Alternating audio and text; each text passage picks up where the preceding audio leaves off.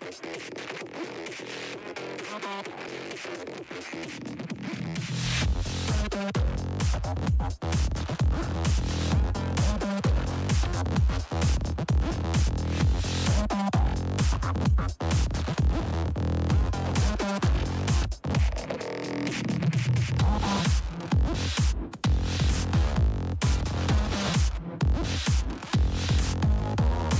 Students' Union has put together a 6-point manifesto on student housing, and we want you to make your voice heard. Go to ussu.co.uk and add your voice, and we will make sure that those who can make a difference will hear you.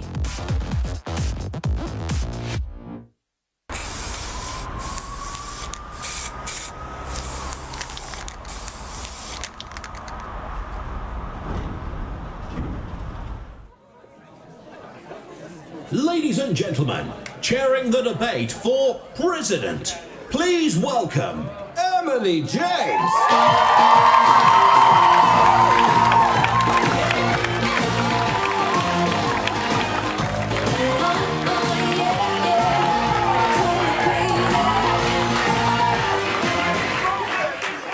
Well, I was not expecting that music to walk onto. Thank you, stage crew. Let's crack on with it. Let's welcome the candidates for president.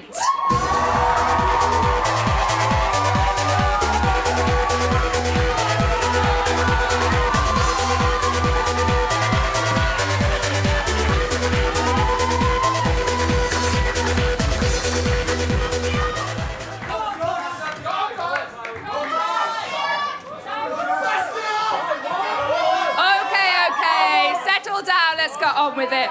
So, in advance of tonight, we did some filming with the president candidates.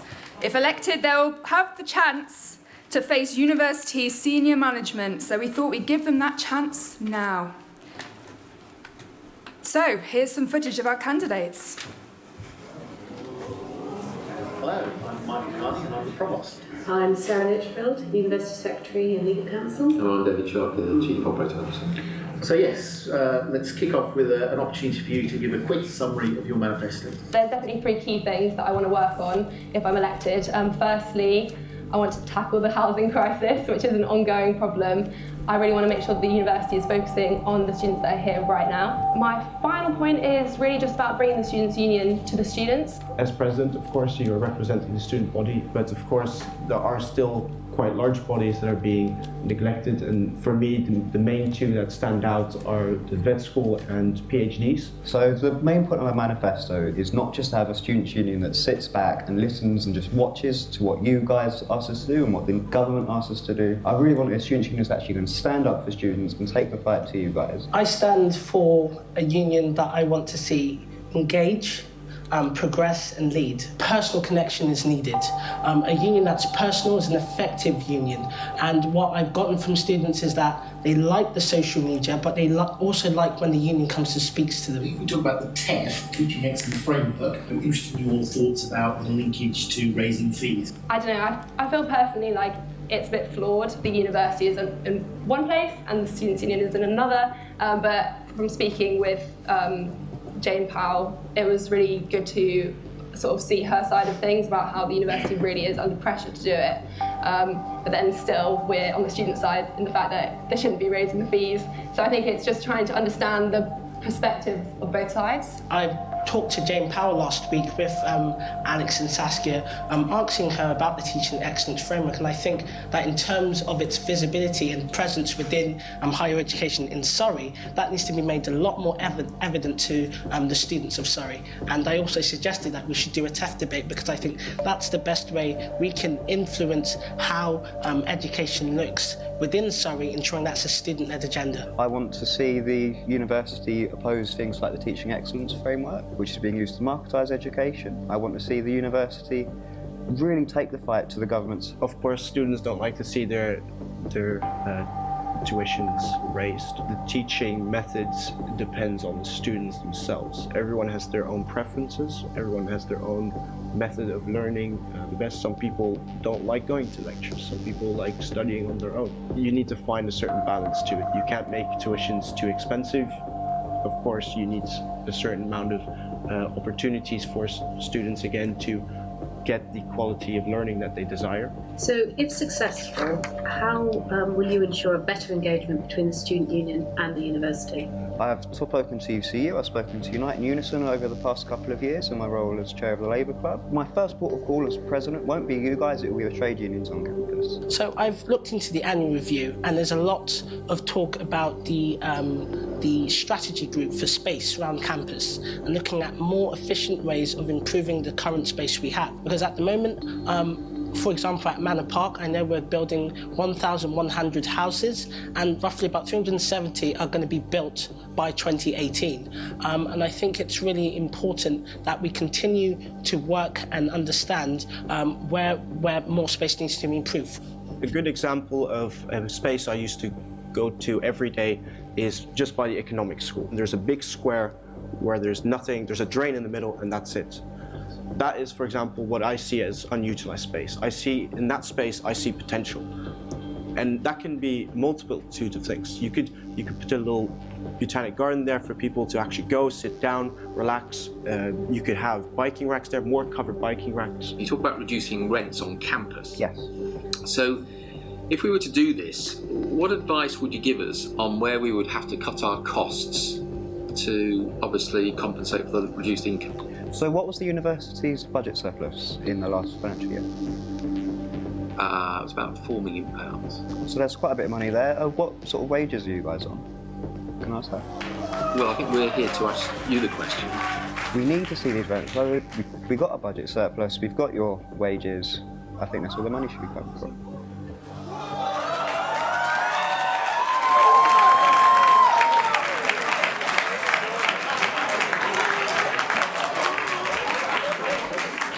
So we'll have chance throughout the course of these two parts of the debates for president to probe the candidates a little further on the video.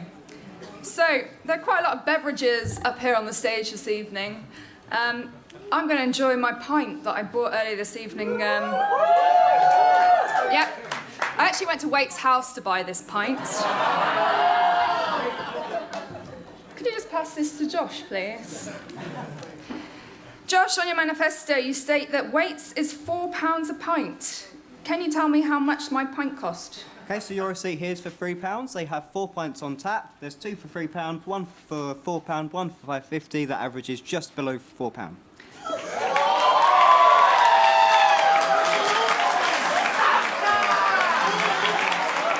But Josh, I only bought one drink and it was only £3. How can students trust what you've written on your manifesto to be true? The average cost of the pint is £4. Everything on manifesto is absolutely correct. So, why also in your campaigns are you advertising a university-owned establishment in Waits rather than maybe driving students towards Harry's Bar, which is union-run? Absolutely. So actually the good prices in Harry's Bar shows the prices that we can bring the prices down in Waits too.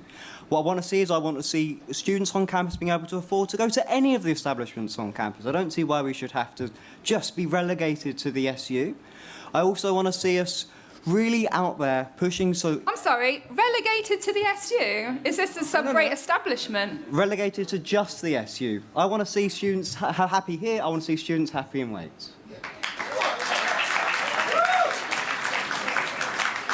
So, Josh, you feel strongly that the union should be following NUS policy to boycott the National Student Survey? Absolutely. I've even got the badge on right now. This is because the results of the survey are going to be used to assess whether the university should be allowed to raise tuition fees. This is part of the Government Teaching Evaluation Framework, or the TEF. However, since the NSS opened in February, responses are up 16% on this point last year. Does this show that your beliefs are out of touch with the general student body? Absolutely not. So actually what we're seeing is been going around, people are really angry and upset about fees rising.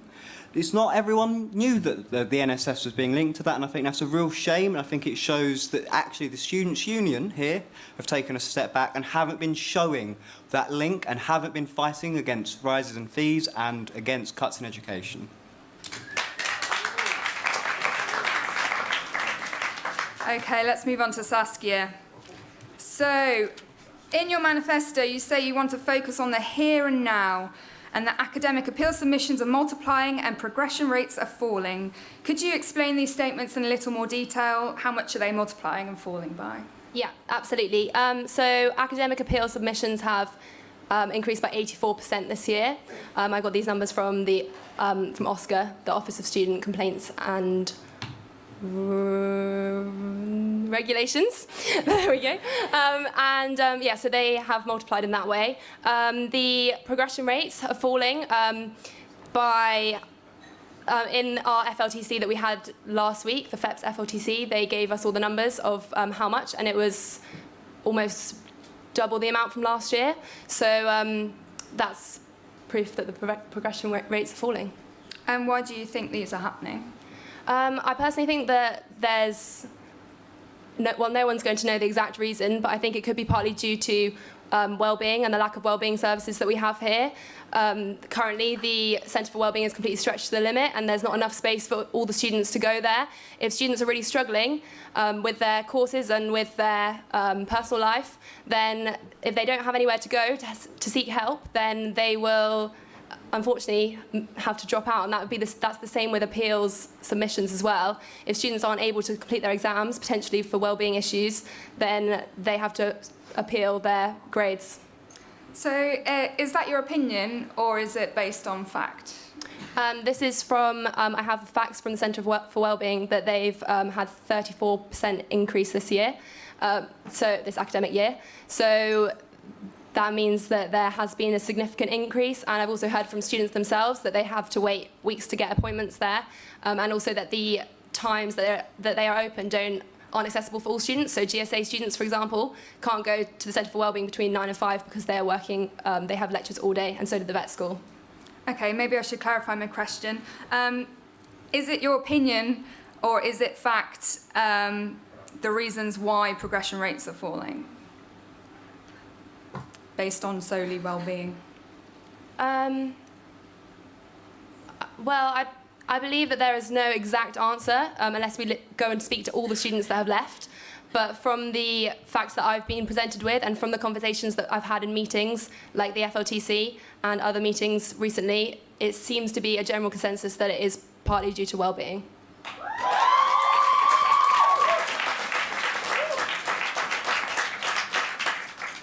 Okay. So, Saskia, your point about bringing the Students' Union to you. The President sits on so many committees. How will you have the time to be out on the different campuses on a regular basis? Okay, so if I am elected as the President next year, I will make sure that all of the VPs block out a certain amount of time in their diaries each week. So, for example, I know someone mentioned earlier that Becky blocks it out to go to Bucks every Wednesday. I definitely know that it's possible. If the students are our priority, then we should be able to block out certain times in the week that we can advertise to students and make sure that no other meeting is a priority over those times, because we're here for the students, so any meeting with university staff or anybody else can come second to that. Okay. So what about other students that don't spend time on campus, placement students, part-time students, PhD students that don't come out of their office during the day? Yeah, absolutely. So to start with, I'd make sure that these times when we are about on campus are advertised really clearly, so that if students are planning to make a trip, then they'll know that we're going to be there. I want to make sure that we have a really visual presence, maybe some sort of hut or cart, I don't know, something that says Students' Union, red, really obvious, so that students can find us much more easily, because I feel like we're very hidden away in this building. And then, yeah, to answer your point about distance learners and PhD students and students that maybe aren't around so much, I think that something possible that we could work on is maybe a news bite, or what I would really like to do with postgrads, maybe work with the doctoral college to get some postgrad focus groups going, and maybe some postgrad students that want to get involved, give some time to us so that we can really understand from their point of view and find out from them what the students want. Okay, I'm glad you mentioned postgrads there, because we already have the researcher development programme, and we have regular meetings to bring together postgraduate students. Did any of the candidates actually come to any of the RDP meetings that we've held during the election period? I've not. No. No? No, but I did meet with Shane Dow, the head of the doctoral college. Okay. I've met up with Alex Harden. Okay.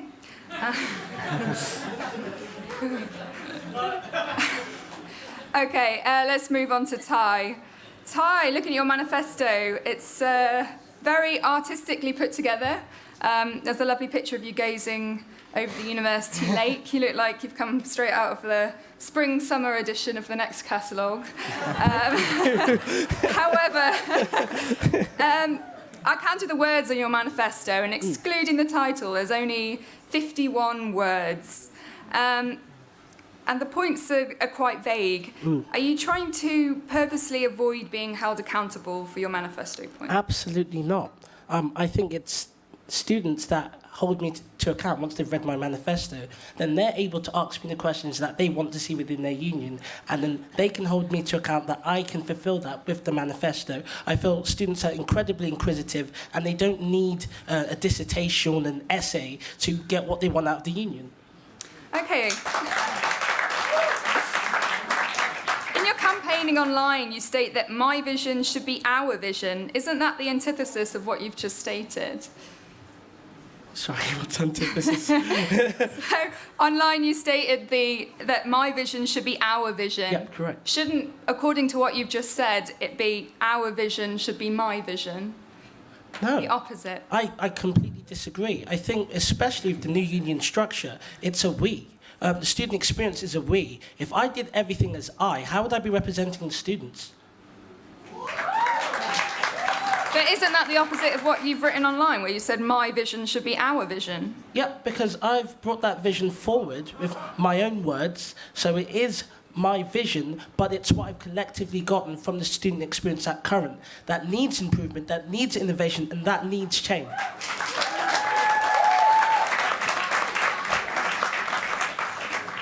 So, could you maybe elaborate on one of your points, perhaps what you mean by to lobby the university on its current infrastructure? Could you just briefly explain the infrastructure in terms of students and which part of the infrastructure you're interested in and how you plan to tackle it? I think when you're looking at the infrastructure, you need to split it up into two parts. The VC strategy and also the physical infrastructure of the university. As most students know, the library is always full. We have about 15,719 students to the letter. That is a lot of students, and we've increased those without really taking into consideration where we're going to put that space, the infrastructure in place to ensure that, for example, exams, for instance, the external examiners do mark those exams, and there aren't problems with our MCQs, or there aren't problems with marking, and students are very unhappy and dissatisfied. This needs an overhaul, this needs a look into. And at current, they are doing an internal audit, and it is my role as your next president to ensure that the university is held accountable for its mistakes this year. Why are student numbers going up, Ty? Pardon? Why are student numbers going up? Oh, well, the student numbers are going up, one, because this is part of the VC strategy. It wants to reach 18,000 students by 2020. And two, the teaching excellence framework does come into the picture. Yes, so the government's giving less funding per each student, so the university needs to take on more students to provide that level of sort of services to us. Yes. What have you done to campaign against that, Ty? Well,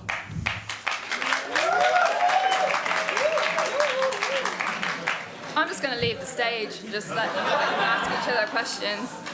well, at current, we do know next year fees are going up by £250 because it met the meeting's requirements. So what have you done about that? Well, what I've done about that, I've now had current meetings with not only Harry Priest, but the Vice Provost Education. We're looking to do the TEF debate to get students clued up on what the TEF is about and how they can feed into their education. And so you want to tell us? I'm sorry, I'm chairing this debate. Thank you. Continue, Ty. Thank you.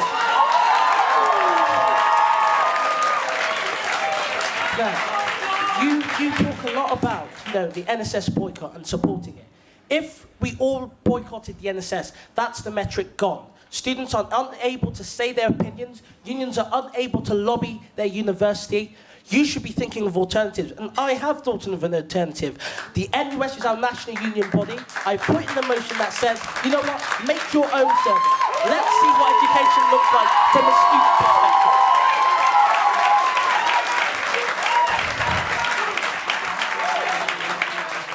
Okay, thank you. Let's move on to Nigel. Nigel, who are you? Where have you come from? And why are we only hearing about you now?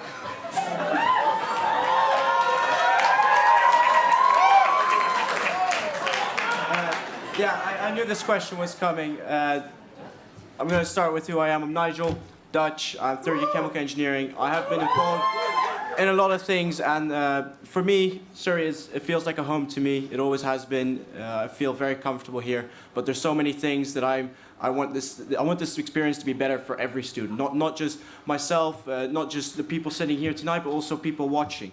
You know, this is a great university. I want to share this experience, and I have the passion to really lead this university to where it needs to go. Now, this thing, what I'm talking about passion is I go beyond what is needed. I go way beyond. Even now, I've got 4 positions apart from my design project, and I'm still running for SU president. So this is the passion that I can bring to the SU. This is what I offer, is this determination to make this better for you.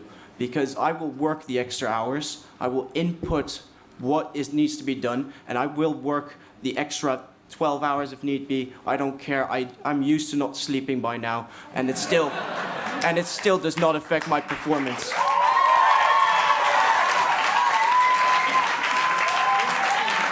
And so a lot of your points are covering, they cover a lot of the areas, say maybe VP voice or support. Why are you running for president? So again, good question. This was also something I definitely considered, because I was also initially, president is a very big position to go for first time around. I mean, as far as I'm aware, since about 2009, correct me if I'm wrong, there has not been a president that came from not a re-elected position, so coming up from VP. I believe that's correct. Okay, I'm going to take that silence as a yes. That being said, I definitely considered, why am I doing this? And when I looked at what I'm passionate about, what I want to change for this university, what gives me drive to do things, and that is not just one area. It is so many different areas combined. And as you can see in my manifesto, like you said, there is more than one area involved in that, and that's why I'm here. Thank you. So I'd just like to ask you a question about one of the points on your manifesto. Cool. You state that we do not have easy access to student deals and discounts. So we have the NUS discount.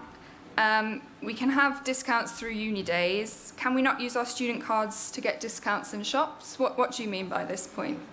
So for me, it's more about the living experience here. For example, I'm comparing this again to London. I've got lots of friends at Imperial and UCL. I go there quite often. And, they say London prices, but really for students in London, you can get prices, great discounts pretty much everywhere, as long as you go to the right places. So when you're talking about London prices for students, you can get them quite a bit cheaper. And when I start looking here at Guildford, sure, there are areas where you can get student discounts. I'm not saying there are none. I'm just saying we've put in a lot of effort with the community to develop this relationship. I think we should be doing more of that and continue building this relationship. But it's also time that we get something back in return for all the work we've done for them. So what kind of deals and discounts are you hoping to gain back? A good start would be on, of course, one of the most common activities that we do as students, which is things like bar crawls and so on. But that's just a start. Again, this is also one of the most difficult things that it would be doing, because of the fact that it is not just up to me. If it were up to me, then it would go a lot quicker. But this is also collaboration. And in collaboration, with that in mind, I would be pushing towards student deals and working towards areas with local duty managers or heads of hubs, clubs, whatever you want to call it, to work towards these deals. Okay, I think a lot of societies do manage to obtain these deals and discounts from stores and shops in Guildford. I know Chemsoc, for example, they have a discount with the local burrito company for Chemsoc members.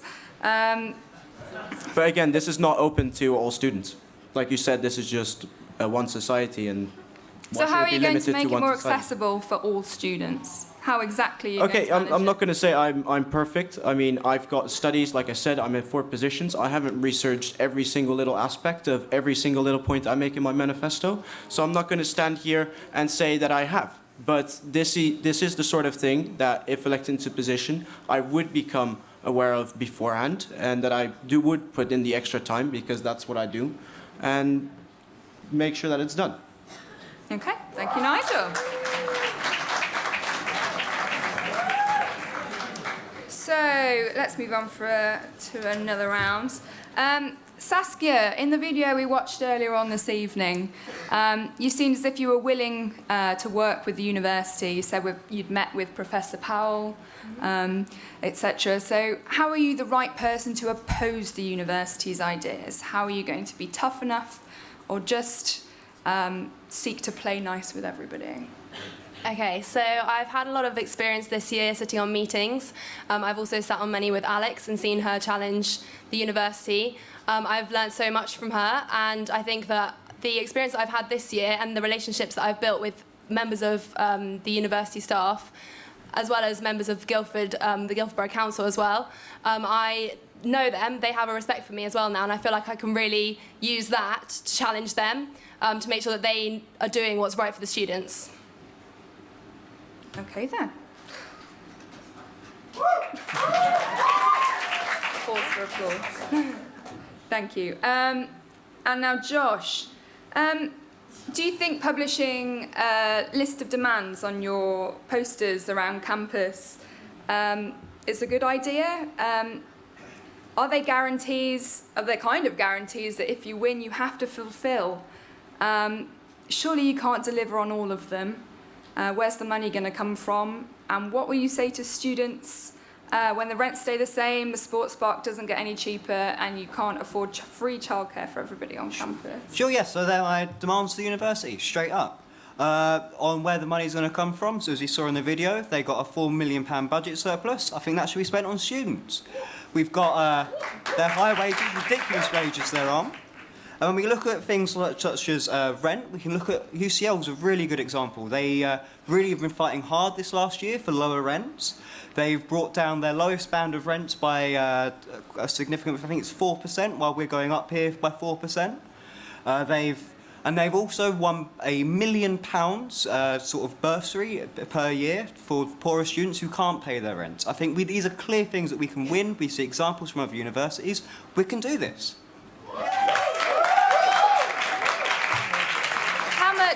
How much exactly do you think that all of your list of demands on your campaign will cost? Well, I mean, the university could spend at the 200 odd quid what it is for every single student to have Surrey Sports Park membership, within 3 million quid, and still have the £1 million left over to build a nursery or what have you. I'm not suggesting every single student's going to have discounted, will take up that discounted sports park membership. So yeah, I think we can do it in the full meal. So you're saying that you can only meet that campaign if not everybody takes it up? What about opportunities for every single student on campus? Every single student on campus, be they disabled or first years or postgrads or so on, will really benefit from having better cost of living on campus, and that's the heart of my campaign, and I think we can win this. Okay. So with all this demanding, what exactly do you mean? How are you going to go about it exactly? Absolutely. So first off, we just ask nicely. I think that's the good place to start, generally speaking. When we look at things like weights, we can see quite clearly that, they've had a refurb and it's maybe not quite gone to as much plan as they hoped because they've had to cut back on the menu and so on. So, maybe just asking will work. Then we can sort of step up again. I can see you pulling a face. So we can step up. Do you think they're going to respond nicely if you've asked them to reduce their wages to pay for some of these? We need to show that this passion that we've got, we need to show that we're actually willing to stand up and say, this is what we want. We want to be able to afford to live on campus. So just going in nicely and asking first off, having that in the back of their minds, knowing that we are willing to fight for this, that is a good place to start. Okay, so what if the VC can just throw you off the council and refuse to talk to you? What are you going to do then? Then we've got, 17,000 students here ready to stand up and say, we can change things. Sorry, how many students is that? There are exactly 719. There are 15,719 plus 672 in China. And just for continuity, where did you get that information from? It is off of the R40 Student Key Facts page, which you can find on the university website. Thank you very much. Let's go back to Ty. Ty, currently you're the VP Voice and the union's lead member of the sabbatical team for the NUS. Can you tell us a little bit about how you've taken that role on and how you've been involved with the NUS this year? Well, I've done a lot of things with the NUS. One is being on the Black Students campaign. That's been a really important campaign to me, being that I am of black origin and... Oh, is that... Okay, that's still working. And I believe the issues of black minority ethnic students is very, very important. It's heavily on the agenda. And I want to ensure that I'm able to represent all different demographics. But also, on top of that, I feel I've definitely increased relations with the NUS. Just recently, we did have Sarana Vero, Vice President of Higher Education, at one of our course rep assemblies, and and the feedback I got from students was quite positive. It was nice to see a representative of the NUS actually come down and speak to students, which gave that very personal touch to the national voice that we hold here at Surrey. Okay, did you submit any motions on behalf of Surrey to the NUS? Yes, I did. And can I ask why you're still attempting to submit motions right up to the deadline yesterday? Are you generally quite disorganised? How can we rely on you to be on the ball as our president? Now, I will be very honest, it was a very, very tight deadline. And in terms of, doing NUS conference motions, I will admit it's definitely been a learning curve. There's a lot to the NUS, there's a lot to their policies, and I'm still learning, and I'm not afraid to learn. However, there was a lot of campaigning that we as the union did for SurreyDecides, because we did need to increase our part-time officers, because our full-time officers were full, and it was very important that I contributed to that as a SAB member, and yes, the NUS did take a back foot, but I made it my priority to submit it, and I did submit it. Can I ask a quick question?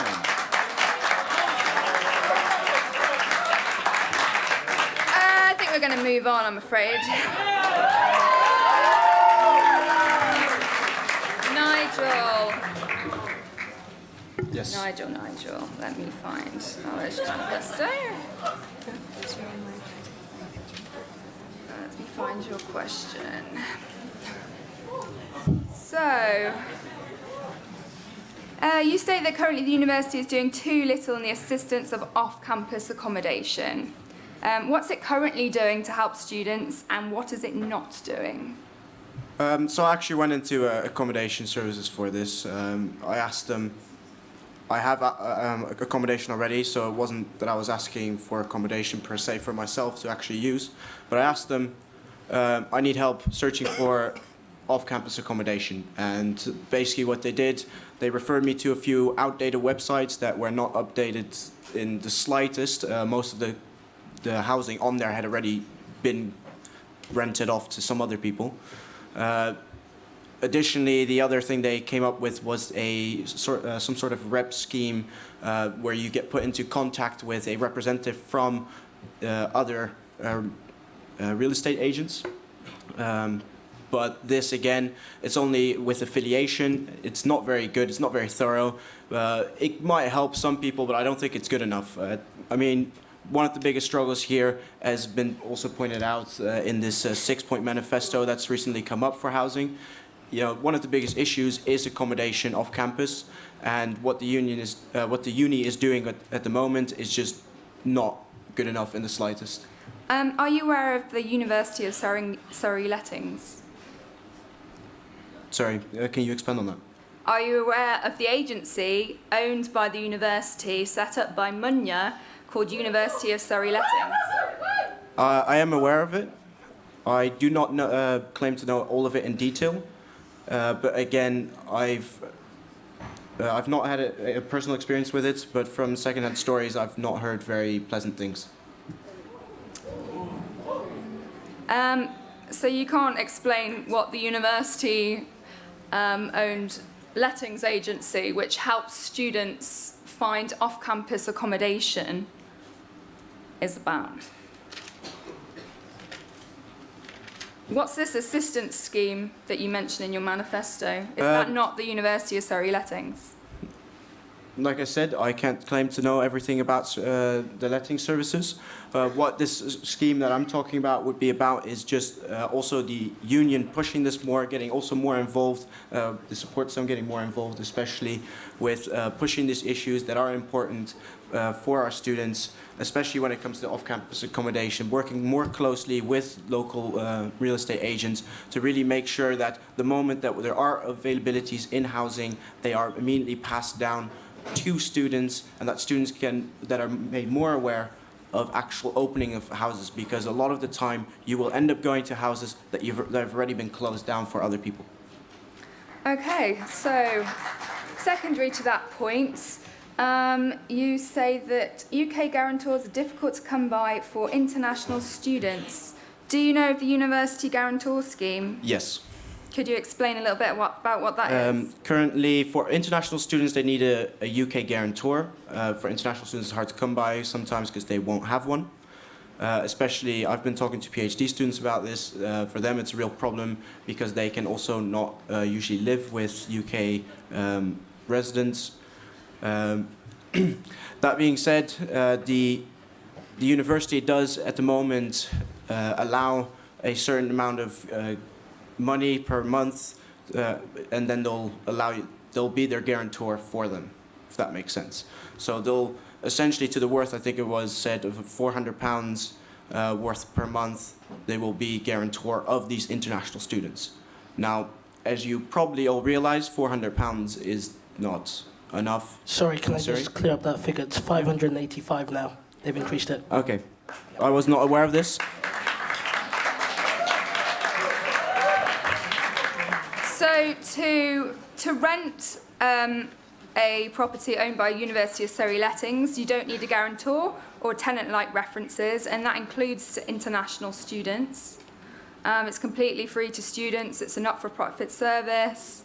You're not required to pay a deposit. In that case, some of the landlords will have exploited the situation.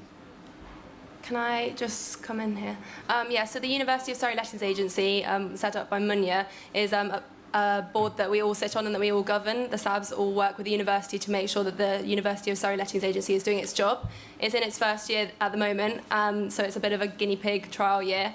But they've actually been doing really well. They've held lots of successful events. Their first night had, I think, 800 students go to, and they're really working on it. And I know that they're currently... They've been asking for students to submit their forms of what houses they want, and they're working through it, and I think it should be announced. Students should be told next week what sort of houses they should be getting, but it's looking really positive. And I think this is just, I think the University of Surrey Lettings Agency is a really great thing that we have, and hopefully it'll be something that the next president can work on next year to improve.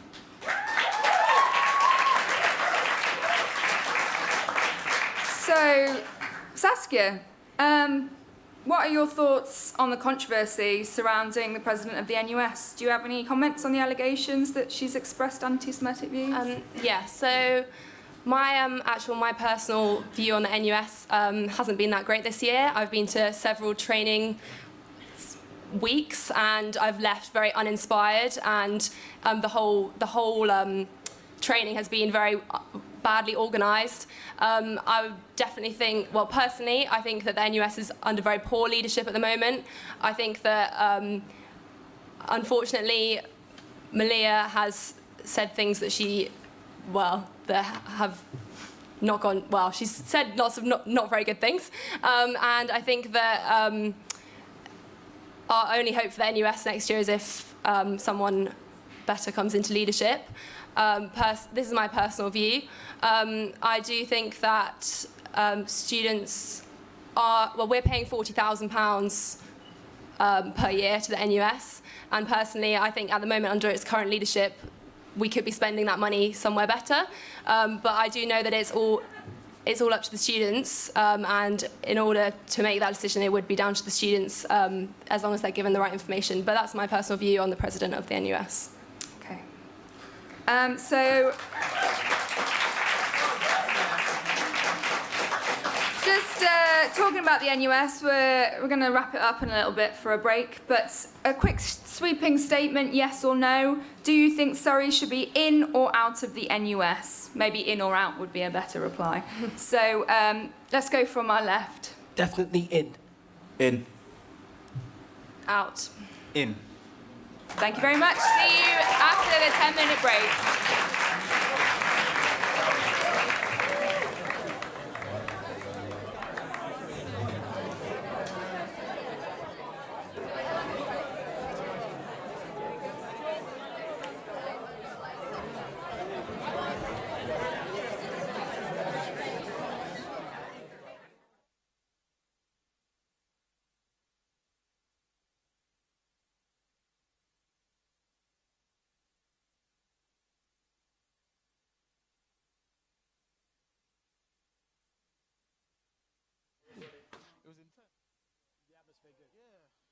Genuinely, for the second round, please welcome back. And just briefly take it to the front. Well, Money's already kicked off.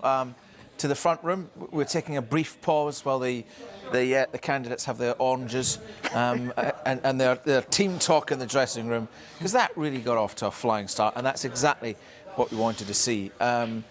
James, some talk about lettings agency there, but again, NSS come up there, costs, living costs. Really varied panel of candidates up there so far. Yes, and the highlight for me was watching my senior colleagues being asked what they earn. I didn't enjoy that at all. Absolutely not at all. If they're watching. What was the question? I'd just say there was so much ground covered up there. Cost of living, lettings agency was up. There is a common theme about the cost of living and stuff like that. And yeah. There's a serious point. The lettings agency is a really good example of one of those areas of challenge where the union came to us. It was Munya's brainchild two or 3 years ago.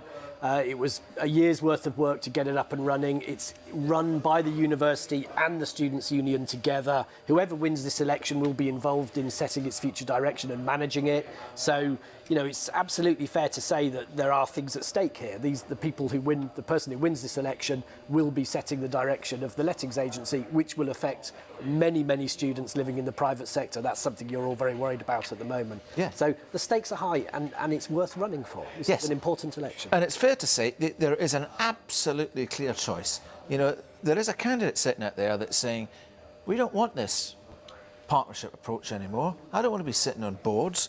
I don't want to be, working with. I want to be telling you what we want and you will be delivering it. That's you. That's me. As I think I've made clear in earlier sections, I think the key to the success of the presidency is being able to communicate with a wide range of different partners and stakeholders in the way that these decisions are made, and clearly that has to include senior management. And to give Josh his due, he did start by saying that actually the first approach would be to ask nicely, and I think that actually achieves a lot, because actually, certainly my experience has been, there isn't this huge distance between the perception and desires and aspirations of the academic and professional staff of the university vis-à-vis the students. I think we share very many of the same concerns, and I've certainly been impressed both here and at my previous institution with the extent to which academic staff get their greatest satisfaction out of delivering a really high quality education and experience for students. We share profound reservations, for example, picking up a question you asked me earlier about the TEF and the contribution of NSS scores to the TEF. NSS scores are not a gold standard measure of teaching quality. They are a reflection on aspects of what students experience, and they are influenced by all sorts of different factors. So to use those as a key driver of the evaluation of the quality of an institution, let alone something which in itself is tied not to whether fees rise, but to the extent to which fees rise, is, we all think, facile. And actually, one of the best parts, one of the good parts of the process insofar as it's played out so far, is the preparation of a narrative which entails working and drawing on the experience of colleagues and, as far as possible, from students on what we do to actually make the education that we offer at Surrey fantastic. Yeah. And the process of writing that, I think, is incredibly valuable because it also highlights areas where we could build on good things, or we can address issues where there are indeed shortcomings that we can collectively work together to improve. So, going back to your original question, I would say actually that ability to talk in a very positively framed way, but to stand up on points of principle, is absolutely critical to the success of the next presidency. Paul, we've seen in years past that being a sitting VP has been a clear advantage, but I feel tonight the two outsiders are actually beginning to punch through more than the sitting SABs. Yes, I mean, obviously I find it quite difficult to make a judgment from an external point of view here, because I know two of the candidates, and in fact Saskia has been a regular, particularly in relation to housing at Guildford Borough Council. And so the fact that I know Ty and the fact that I know Saskia means that what they say doesn't surprise me necessarily. Yeah. But yeah, Josh is very interesting, of course. You know, it's always good to have a choice. And certainly with Josh, you know, a very radical socialist approach does give everyone a real choice in terms of the character for the president going forward. So you know, I think, you know, Josh is a breath of fresh air actually here. And then if we take Nigel, I think Nigel has performed really well. Nigel, in the way that he's presented, he's been very strong, but I wasn't aware of this. Has come up a bit too often for me, to be honest. And so I think that possibly is a reflection on the fact that Nigel hasn't been as involved in terms of the VP process, etc. before. But he's still, you know, very endearing and has presented himself very well. Guys, while they are taking their break and recuperating, what would you be saying to them to each of the candidates that they should be doing differently in the next section? I think having been through this process, they need to take time to assess how the debate has gone. Right now, the debate has focused. A lot of their character has come out in this debate. A lot of people have come to see who they are. Now they need to start getting across their policy. People who have already decided who their character is and have fallen in love with them based on their characters. Now what they need to do is start putting forward policy, because that's what's going to differentiate them. Clearly we've got fiery people up there. We've got people with experience. We've got two new guys who've come forward who are a bit more passionate, and two guys who've been in office and understand the limitations of office and understand the limitations of what can be achieved within a year. So they're sitting back on that experience. So their personalities have come forward. Now they need to get their policy forward. They need to show people what is actually going to make them the president. And not just, they need to be able to talk about a range of different issues. Talk about things you've never talked about. The front room, for example, I've seen has got a lot of you know, attention from where it's been left messy, which made me quite upset, clearly, because this was a project that we worked on quite strongly on last year and left it behind, and this made a lot of students very happy. Talk about that. Talk about a bit more about the microwaves on campus. Talk about the sports park. Talk about lectures. Talk about anything else that just hasn't come up. Let's come back to what we said before. A president has to know something about everything. Something about everything. And they need to show that they're in touch with something about everything. Manu, what was it like in the room? Do you agree with what you were saying? I agree with Musti. The energy in there was great. And you could feel the energy shift with the different answers that were given. Yeah. Right. Which is you often feel with a presidential debate is that they can change the energy of the room. But I think what's important for them now is to take stock of what they have to offer. Yeah. Because I think the difficulty is if you look at the manifestos, some of the candidates have very similar manifestos in terms of the points and the things they want to achieve.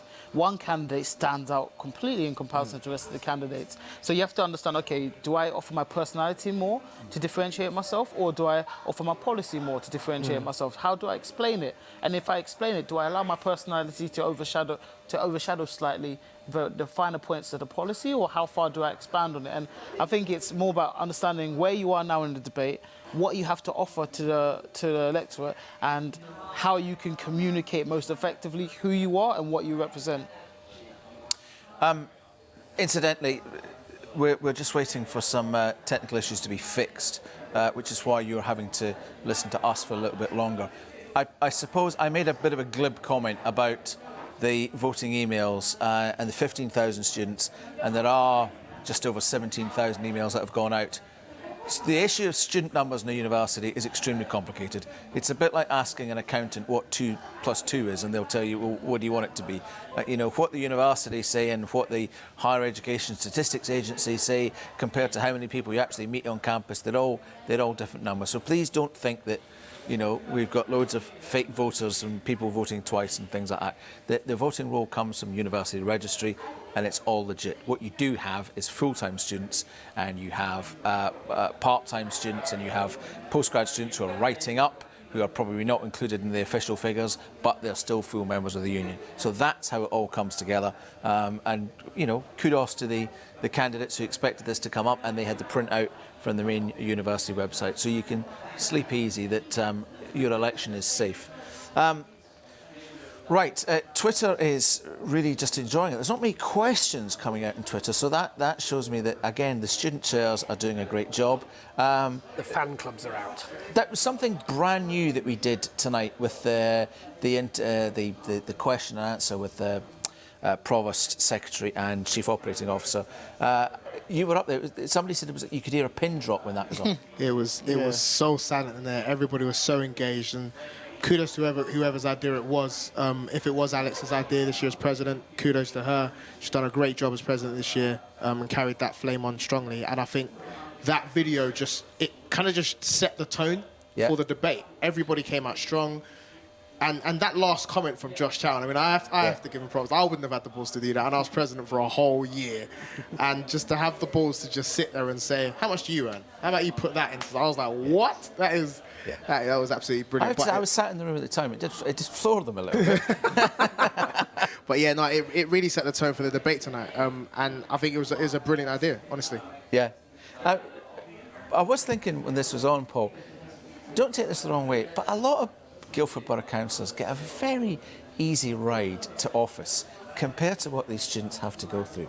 I know that you've been hauled over the coals by many different media outlets, but there are a lot of councillors tucked away in obscure wards that they would never have to go anywhere close to this. I agree. You know, the majority, I would say, of borough councillors and county councillors in this area don't have to go through this level of grilling before they stand for election. That's very true.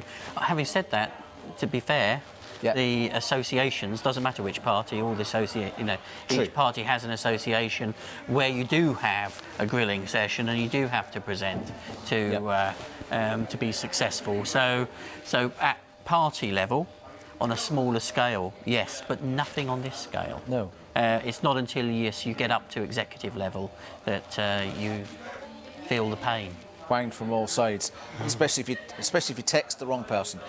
Right, good news is that we're all back on 4 cylinders, and we're ready to go into the very last session of this year's Question Time debates. So, without any further ado, back to Rubix. Woo.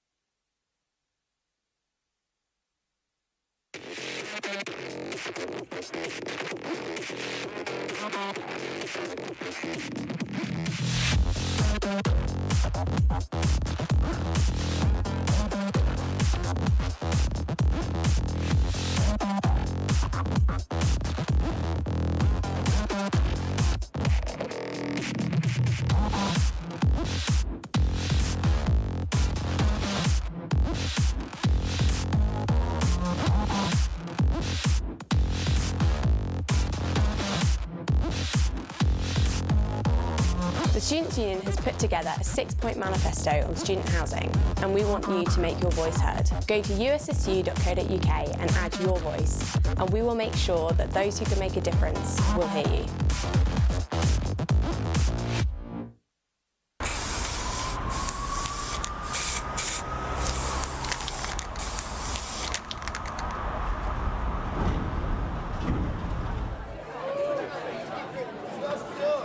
Ladies and gentlemen, chairing the debate for President, please welcome Emily James. That's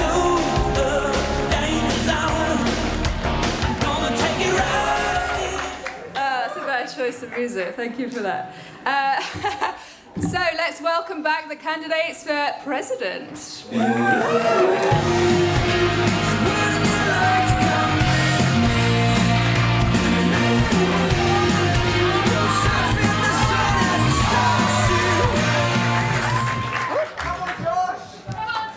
Welcome back, everybody.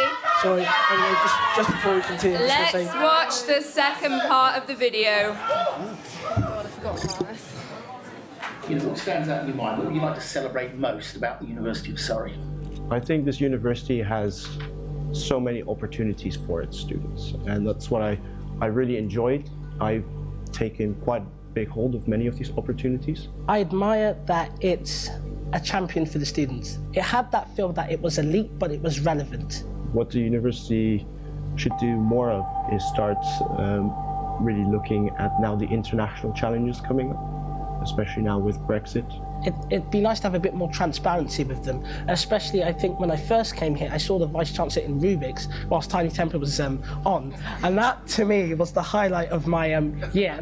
In recent years, we've really successful in sports. We've raised the profile enormously, we've got great facilities. Where do sort of elite sports and things play a role in that? Now, I've been to gym numerous times and I've seen the Harlequins in there. I kind of see them as a motivation to why I should get involved, because they are so strong and they're just wow.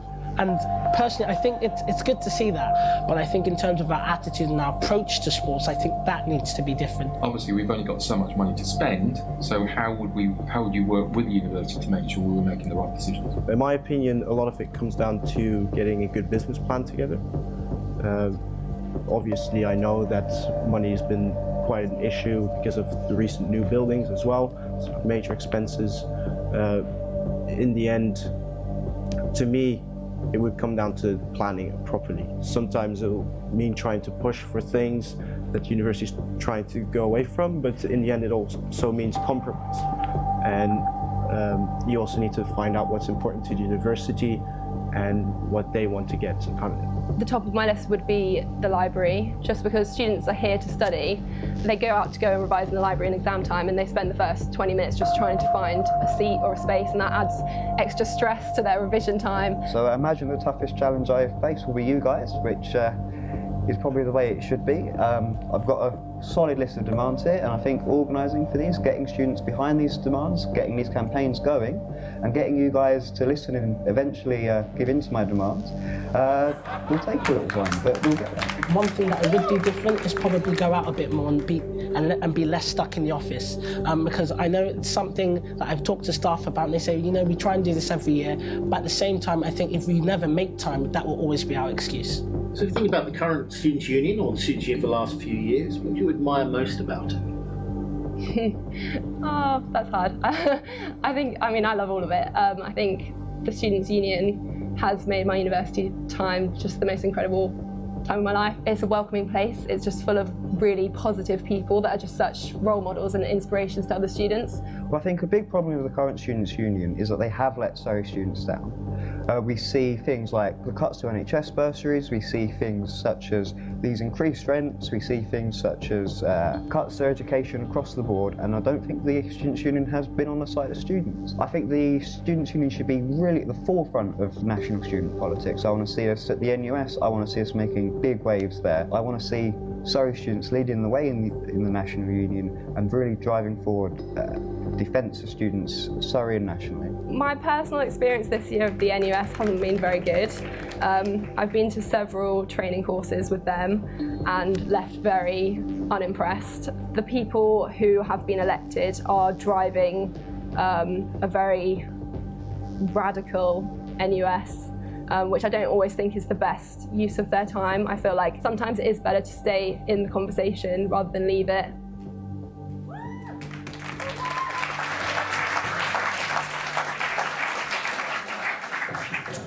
So, as union president, in your year, if you're elected, you're going to receive a lot of surprises.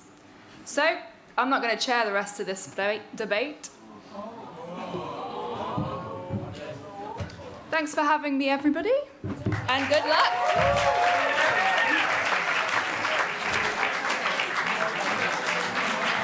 Please welcome to the stage your union president, Alex Mackenzie-Smith.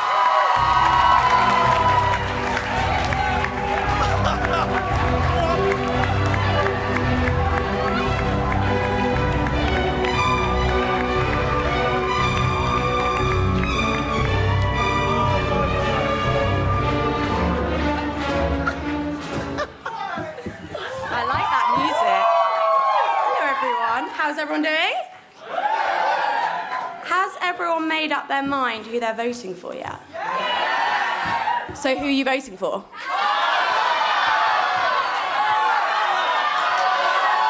Okay.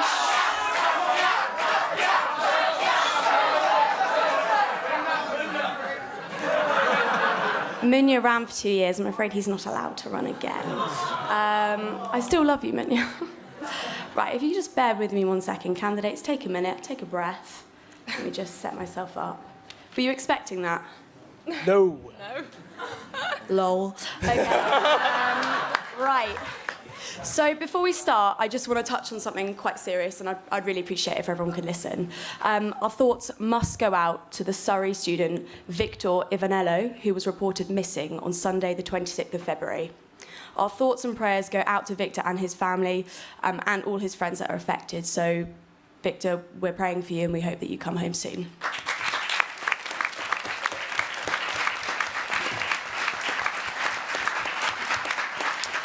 So, before we start the debate, I'd just like to make clear why I'm up here. So, as the current union president, I'd like to think I've got a little bit of experience of the role, and I wanted to take the opportunity to come up here and ask the candidates what they think of how they'd be able to do a better job ultimately, and why they should be your next union president. So let's go. So, in front of me, I have the newly launched Living at the Limit campaign, which I was really happy to take to Anne Milton today, and she was really pleased to read it. So hopefully you've all had a read of it, you've all got it in front of you, but we're not going to talk about that. We've talked about that quite a bit, haven't we? So I'm actually going to bring out the new union strategy that was taught last week at Board of Trustees.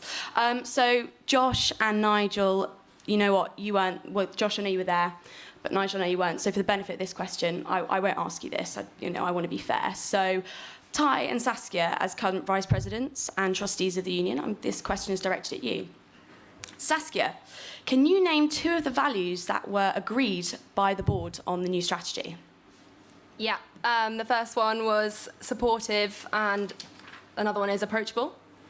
Correct.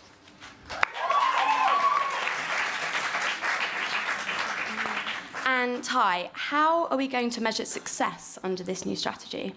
We're going to measure success through what I like to describe as the triangle, which shows participation, satisfaction, which ultimately gives impact. Well summed up. Thank you.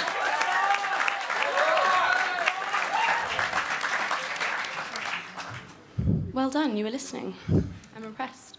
So, this is a question for all of you. So, the union building has been bounced around for a while now. People are like, is it happening? Is it not? Max very kindly announced at Course Rep Assembly that it was, in fact, going to happen. We are going to have a brand new Students' Union building. Whoop! So, yeah, that deserves a whoop. That deserves a round of applause.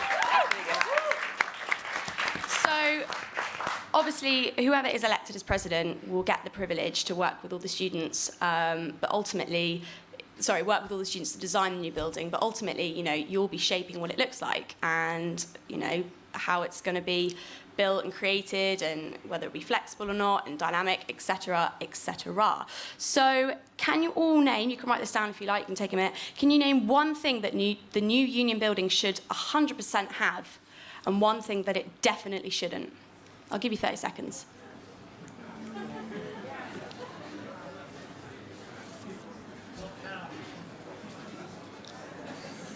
I know you're not allowed to say yourself. I heard someone say a candidate. That doesn't count. Boo, I know, I'm so boring.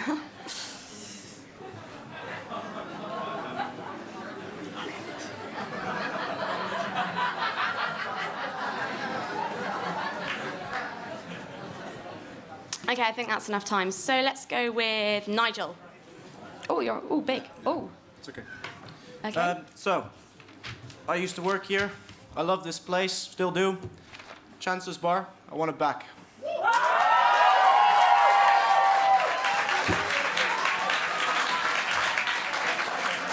Nigel, can I stop you there? Do you understand why Chancellor's closed? Yeah. Would you like to explain to the audience why it closed? As far as I was made aware by... I forget his name now. Sorry. As far as I was made aware, it was because it was making a loss. But I think that was could have just been done through bad management, because in the end it's a student bar, and we're students. We love drinking. We love getting our drink on. And actually, I have to stop you there. Statistics show that actually students are drinking less. Hence why the bar wasn't making as much money. Hence why, as a charity, we are a charity after all. We're not allowed to run it as a loss. Yes, I understand that. I can even see it in everyday life. But I still think that everyone wants the Students' Union bar back. And I think that we should listen to the students, because in the end, why am I here? To represent students. Fair enough. And my second point for the thing that I didn't want to get rid of is the separate presidential office. Right now, there is a separate office for the president on their own. You're working as part of a team, and I see no reason why... We're going to be changing that. Okay. But that's a great point. But we are going to... So we're on the same page. It's all good. Great. Okay. Great. Good responses. Thank you. Let's go, Josh. Sure. My handwriting's not too good. So Don't worry, just read it out. So, same as Nigel, clear big offices that we can all sort of talk to each other, all in one nice big space. Something that I don't think we should have is these sort of mazes of Warren runs of corridors and stuff through, like that door there, and sort of roundabout. Great, thank you, Josh. Great response. Ty? I definitely have to agree with Nigel. We definitely need a restaurant. As someone that actually got into the union through working in a restaurant, I've understood how students interact with the union in different ways and different forms. And I think a restaurant definitely creates that lovely and cohesive environment. One thing I would get rid of is definitely closed offices. I think it just segregates people and it makes the union feel unwelcome. Thank you very much. And last but not least, Saskia.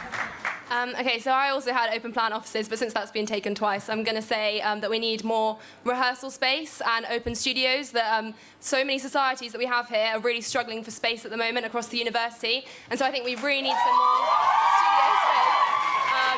And it will also bring so many more students into the union, so rather than having them dispersed across the campuses. Yeah. Thank you, great response. Oh, and did you want what I didn't want? Oh. I was just saying through away your answer. Oh, sorry. Yeah, and then what I don't want there is any university offices or university teaching space, because I feel that we need to be separate from the university so that we can lobby them and challenge them as a separate body. So, yeah. Thank you for that, candidates. So let's go on to the annual review. So at the 2017 annual review, it was reported that the university is in considerable debt. This debt is public, it's in the annual accounts, and it's of £274 million. As a member of the University Council, that means someone who is overall legally responsible for the institution. What would you be voicing to the rest of Council when it comes to making strategic decisions? Well, sorry. Hi, let's go with you. You want to start? Yeah, I think number one on the agenda is ensuring the student experience doesn't suffer, because what was on the annual review is that the university is incredibly sensitive to the student experience, and that whatever it does with student numbers does not impact on that. And this year it has done. And as your next president, I will hold them to account on that. So what would your tactic be to work with the university council members? Ultimately, just to make it clear for those who don't know, when you're a member of university council, you're representing the university. You aren't president in that environment. Yes, you're president, but you're on the board as a member of the university. So you're wearing two different hats. Yes, quite correct. I think what needs to be looked into is one, how much money we're putting towards staff, because I do know, especially with the increased number of students and the plan of the Vice Chancellor, money needs to be set aside so that students' experience doesn't suffer and that their academic studies are made important and are not put in the back foot of the university's financial agenda, which it has been in the past. Okay, thank you. Josh? It absolutely has to be, putting students first and making it clear that that is what it's all about at the end of the day. That's why we're all here. That's very true, but that's what you'd really be doing as president. But can you differentiate the two, being a member of university council as a university member compared to being president of the students' union? It's very different. Yes, absolutely. And it's an ex officio position, isn't it? No, you're a full member. Yeah. That can both be true. But yeah, so putting that force and being that student voice there, that's what I'm going to be there for. Sure. Nigel? So right now quite a bit of money was spent on new projects and infrastructure, like the new medicine building, the 5G centre. The new what building, sorry? The medical... we haven't got a medical school at the University of Surrey. What's it? The vet school? No. The one they just opened last The Innovation for Health? Innovation for Health. Oh, yeah. Innovation for Health. Ooh, okay. Yes. Thank you. So the Innovation for Health, the 5G centre, and it's all great. I think it's very good to up the rep of the university, but in the end, you also got to look at the internal struggles we're having in the university. There's plenty of things that need improvement, and that's coming largely from a student perspective, because I know it's a different position, but you still have to represent students. That being said, that's also coming from looking at an externally perspective. That's looking at students wanting to come here for the future. That's for possible investors looking at the university itself. I mean, they want a professional view of the university. They don't want just a few new nice buildings and then a campus that looks like the 60s. Thank you very much. And Saskia? Yeah, so as a member of council, I believe if we are £274 million in debt, I would advise the council members that it's probably not the wisest decision to try and spend millions and millions more on a medical school when we have to focus on the students that are here right now. Thank you, candidates.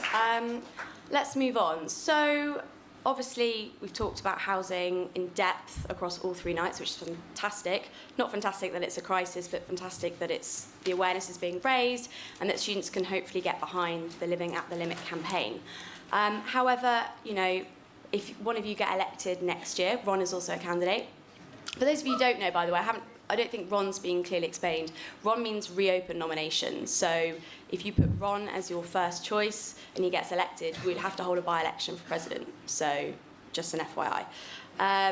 So if one of you does get elected as president, you're not going to be me. You're going to have a very different character. You're going to bring something completely different to the union, which is obviously great and how it should be. So what should be the next priority campaign for the Students' Union next year? And don't say housing, because housing is going to continue. We've launched this campaign. Hopefully it will carry on. It's not going to go off the map. So what's something new that you can bring to the table that should be a key priority campaign for the Students' Union? Saskia, let's go first with you. Okay, so I think that my first major campaign, other than housing, would be to lobby the university against their decision to increase numbers by 3,000 students by 2020, as I feel it's not going to be good for students, and students need to come first. How can you see that campaign coming together? Like, how would you put that together to the university? So first of all, I guess I would start with at training, gathering all the zone members' opinions and thoughts on this. We'd get different student views as well, and really put together a paper, maybe put together a video of the restrictions that we're currently facing on campus due to the rise in student numbers. And then we would take this to the correct committee and go from there. Okay, Nigel? So the thing I'm very passionate about is, again, personal representation of all the student bodies. These are things like really looking internally at what individual department struggles are. I'm going to take vet school here for an example. Vet school right now have to pay for their PPE gear, for their personal protective equipment. And this is a mandatory payment they have to make, and it's going to be a minimum of £415. And that is just one package. And that's outrageous that people have to pay for mandatory equipment that they need for their studies. And this is the kind of thing that I want to then, as my campaign, start getting rid of, getting the university to subsidize this further, because these are issues that are not just for vet school. There are other areas where there's also PPE. Now I'm taking PPE specifically, but there's also other areas that of the university life that could be improved. We're talking on-campus lockers, covered biking racks, all this kind of thing, for student experience here to improve it, because we need to focus within the university before we can start focusing on a larger picture. Thank you. Josh? Okay, yes, I think there's lots of smaller campaigns that are going on, such as like getting a suitable prayer space for ISOC. But I think the main big thing that we need to be pushing forwards is the cost of living on campus. That's been at the centre of my campaign throughout this election, and that's what I want to drive forward going once I win. Thank you. And finally, Ty. I think we've put definitely big stump on accommodation, and we're still driving that. But I definitely think infrastructure from a strategical and physical point of view, challenging the VC's strategy on its feasibility, I think it's what needs to come next. And my idea for how, as your next president, to take that forward will be what I call the Speak Out Loud campaign. I think now is the time that students do raise up their voices, because this is not just an issue that I, as your next president, will be taking on. It's an issue we are all going to be taking on. And the way I see it, I think education should be a student-led agenda, not a government institutionalized agenda. And most importantly, what I will be using in order to quantify the student satisfaction of the university and garner student opinion will be a mass survey. And going from... Ty, can I just stop you there? Sorry, you've talked about quite a few things, which is great, and they're all relevant, but you need to pick one. Okay. It will have to be the VC strategy. And how would you campaign against the VC strategy, who you'd sit on university council with? So you'd be going against the Vice-Chancellor of the university? No, I don't think I am. I think what needs to be put into consideration is the impact it's having on the student experience. That was noted in the annual review, that they are sensitive to that matter, but the VC strategy at the moment is detrimental to that strategy. So it needs a rethink, and I think any strategy needs a rethink, because everything has its unexpected turns, and I think this is one of them. Okay, thank you very much. Let's give our candidates a big round of applause, because it is quite daunting being here. A bit louder from the room, come on. I'd also just like to point out, because I can also see the Twitter rule, although I am trying my best to avoid it, that I am remaining impartial as chair. Obviously, I do get a vote like everyone else, but I'm listening to all the debates, and ultimately it's up to you guys to decide who you want to be your next union president. I think we should go to the floor for a question. So has anyone got one? We've got one. We'll take two, but I saw this gentleman's hand go up first. So Leonie, if you'd like to make your way here. Oh, well, thank you very much. I'm not currently a student in the university. I was a student last year. And this question may as well be for the panel as it is for everyone else watching this debate. But would you consider that the fact that the current president of the union is chairing this debate is an absolutely abhorrent attack to what democracy is? Would any of you consider valuable a debate in which the people who are campaigning to become the Prime Minister of this country... Excuse me, I think I'm allowed to finish my question. Would any of you... Would any of you consider valuable a debate in which the person chairing the debate between the candidates for Prime Minister was the current Prime Minister? I will give you my answer. Okay. Hold on, don't worry.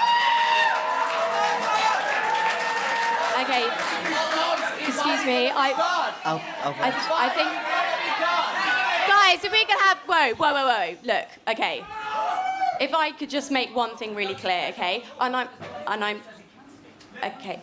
You've made your point very fair, and I'll say two things. One, the idea behind this was not for me to appear biased. It was purely to give a different experience to the debate, for me to come up here and share it. If people feel that strongly that I really shouldn't be up here, then I'm more than happy to go away.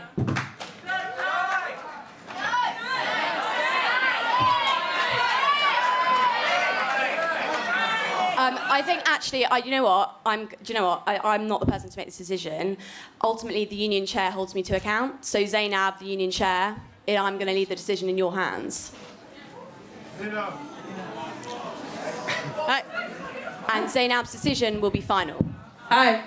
First of all, I have to make it known that he was not allowed to speak. It's against the bylaws for a non-student to participate. No, it's not. Not according to this. It's allowed.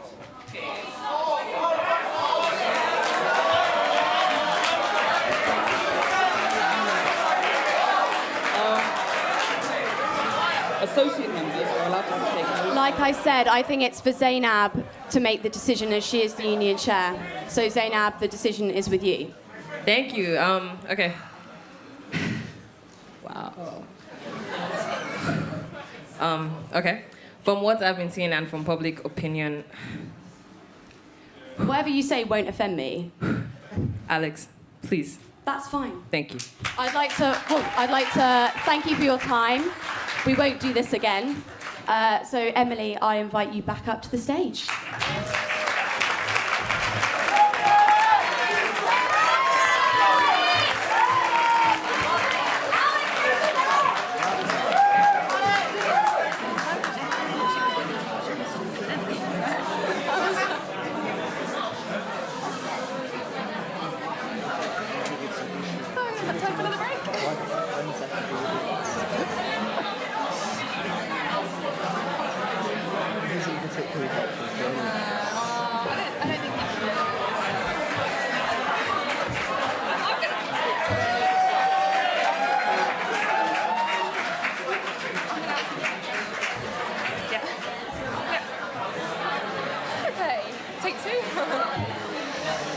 Settle down. Am I back? Am I on?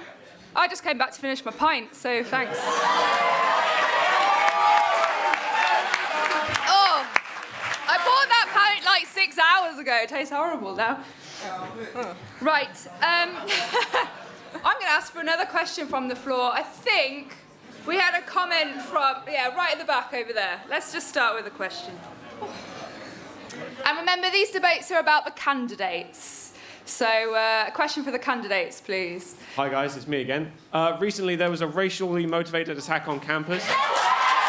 Absolutely unacceptable. The university has remained completely silent to my knowledge about this. I only learned about it through the media and Surrey police. What will you do to prevent this happening again?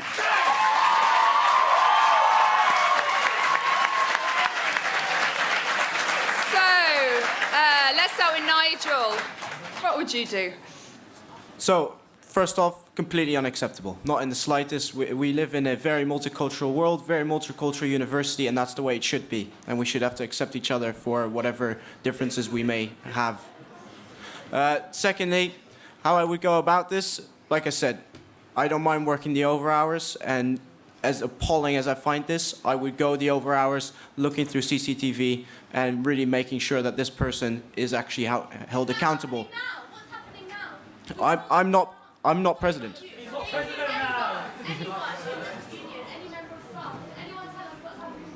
There's been no statement. Yeah, so the students are statement. Is this on? Okay. So, when the attack happened, university security, can I put this down because I'm not chairing? Okay, so I'm now president, I'm no longer chair. Okay, when the attack happened, university security were aware of the attack. It was their responsibility to then communicate to the university marketing communications department. I put pressure on them to make a statement. They didn't release a statement. I kept putting pressure on them. They didn't release a statement. I've left it with them to release a statement to the whole student body. They released a very weak statement to the student body yesterday via Student News. I'm now following that up because it was only yesterday.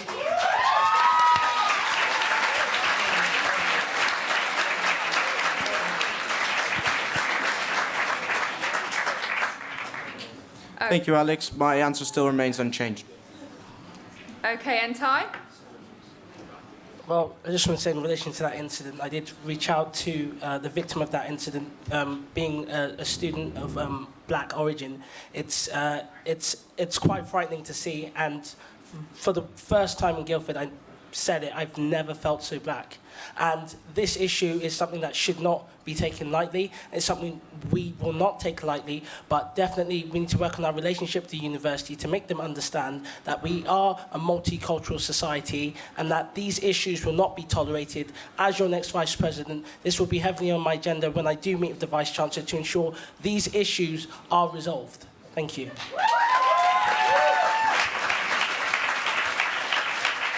And Saskia?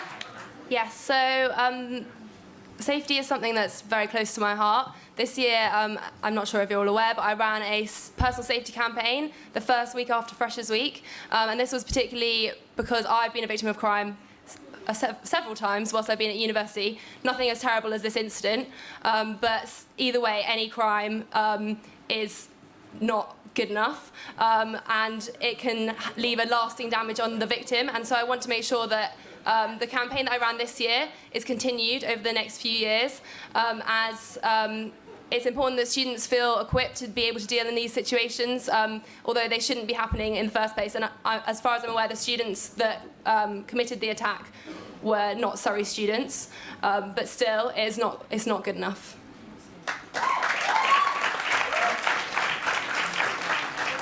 And finally, Josh. Yeah, absolutely. It was a disgraceful attack, and it's disgraceful that the university hasn't been clear about what's actually happened. We need to put the minority groups and stuff together with the university so they can let them know what needs to be done in order to make them feel safe, and that's the top priority.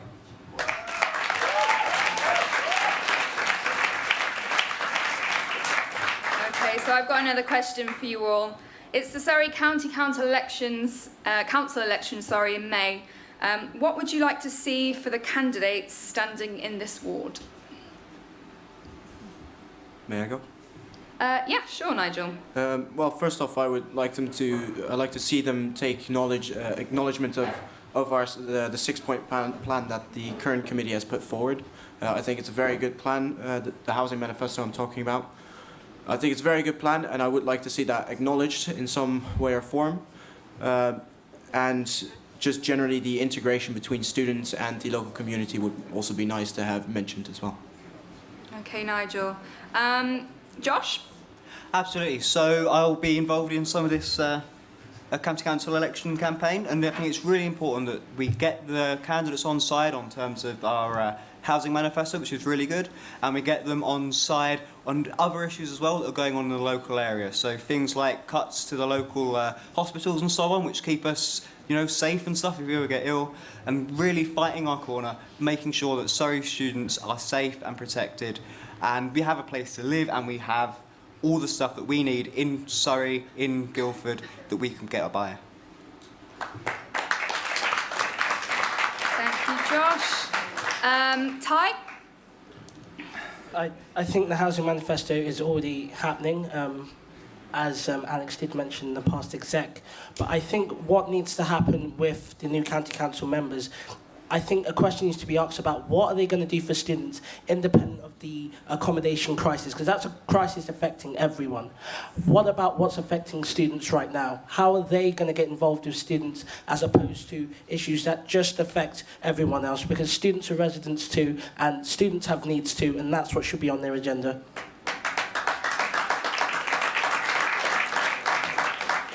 And finally, Saskia. I would actually like to see a student run to be in the county council, it is possible. And I think that it would be really nice to have the voice of a student. I also think whoever is running, that we should challenge them on their points and make sure that they have student needs at the top of their list. Yeah. Thanks, Saskia. So, as president, you should be aware of your own strengths and weaknesses. However, when you're running as a candidate for the presidential position, you should need to know your competition's strengths and weaknesses. I want you to tell us what you think the biggest weakness of one of your fellow candidates is and why. So, Ty and Saskia, you've worked a lot together this year as VP Voice and Community, so I think it's only fair that you pick one for each other. And so Josh and Nigel, I'd like you to do the same for each other too. So I'll give you a chance to respond to the statement before responding. So, Ty, would you like to tell us about what you think Saskia's biggest weakness is? After working with Saskia a lot, I think she's incredibly passionate, especially to do for campaign and everything. But sometimes I tend to find that she tends to wear her heart on her sleeve, which is always a bad thing. But sometimes during times where something's out of her control, she can be very upset about that. And Saskia, would you like to reply? Yes, I would actually agree with Ty that this is one of my weaknesses. It's something that I've really been working on over the last few years. I think, 3 years ago, I wouldn't have ever thought about being sat here today. Being sat in front of all of these people would have scared the life out of me. And sorry, are we supposed to be justifying the accusations we are taking? Yeah. Is that? You said that we. Yeah, you can reply and then you can I'm ask. just checking. You get a chance to respond. Yeah. So yes. It's not just a blame game. You can respond. Yeah. So I am aware that this is one of my weaknesses, and it's something that I'm really working on to improve. But everyone has a bad day from time to time, and that's my response. Okay. Ty's weakness. I think Ty gets really involved with everything that he's got going on. I think sometimes he maybe takes it a step too far in terms of his competitive spirit. So sometimes if things don't quite go the way that he wants, then he can be a bit frustrated, and it comes out quite a lot. So I think that would probably be his weakness. And Ty, would you like to respond to that? I think I'm definitely competitive, as I am up here, but I definitely feel in terms of, me not being able to, get on with it if things don't go my way. As Vice President Voice, some things don't go my way, but I find solutions, so. Thank you, Ty. And Nigel, what do you think Josh's biggest weakness is? There's lack of specificity in the end. That he doesn't realise, in my opinion, he doesn't realise the actual toughness of how to do things and how to get things done, and that he doesn't quite get that specificness in his points as well. Okay. And Josh, would you like to respond to that? Sure. So I've actually, in preparing for this role, I've talked to sabbatical officers actually at various universities across the country, and I think I actually do know exactly what it's going to be to take to win this, win these fights that we're bringing forward, win these campaigns, and win these demands for Surrey students. Would you like my... Yes, please. Sure, and I think it's just a lack of passion that I just haven't seen much at all from Nigel. And Nigel, would you like the chance to respond to that statement? I think my opening statement says enough. That's it. Okay, so I'm going to do a paper-based exercise. Have you all got a piece of paper in front of you? I think I've got some spare. Cool. So you might have been expecting this question, but who is your dream team? Who would you like to see as VP Community, Voice, Support and Activity?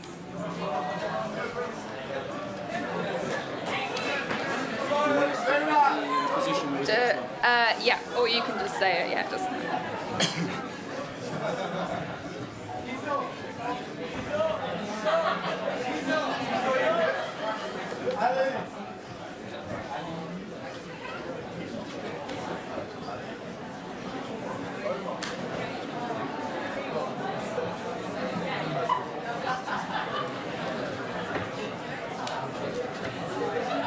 almost done. Just one more.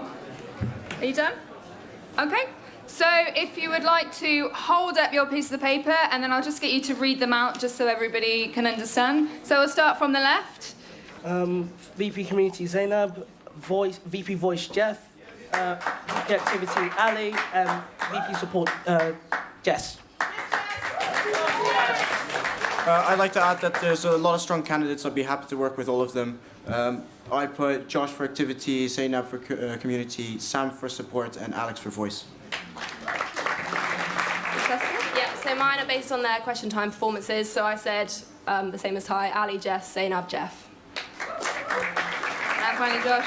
Sure, I said Sam for support, Kizo for community, Ryan for activity. I really liked what he said about fees, the cost of getting involved. And I've not decided yet for voice. I was going to say Jeff, but, you know, he wasn't the nicest to me. Thank you very much. So I've got one final wrap-up question, and I just want you to make a simple statement, maybe a tweet length, short sentence. Why you, why now? Why you, why now? So let's, in the interest of fairness, start on my right. Josh? Sure, we need an SU that stands up for Surrey students on the issues that matter to us, from cost of living to engagement. I think the previous slabs have failed, I won't. Saskia? Yes, I've got the skills, the passion, and the experience. Please vote Saskia and hashtag get sassy. Nigel? I have the passion to drive me. I know what stress is like. I know how to work hard. So let me make the change you deserve. And finally, Ty. I believe as your next union president, you need someone that can engage, one that can progress, and one that can lead. And his name is Ty, hashtag Team Ty, hashtag aim high, vote Ty.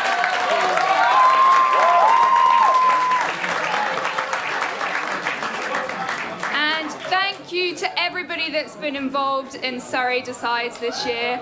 Ultimately, this election is up to you. Everyone should have received or will be receiving their unique voting link through their email. Please go out and vote. Please go out and tell your friends to vote. Let's decide on our union for next year. Thank you.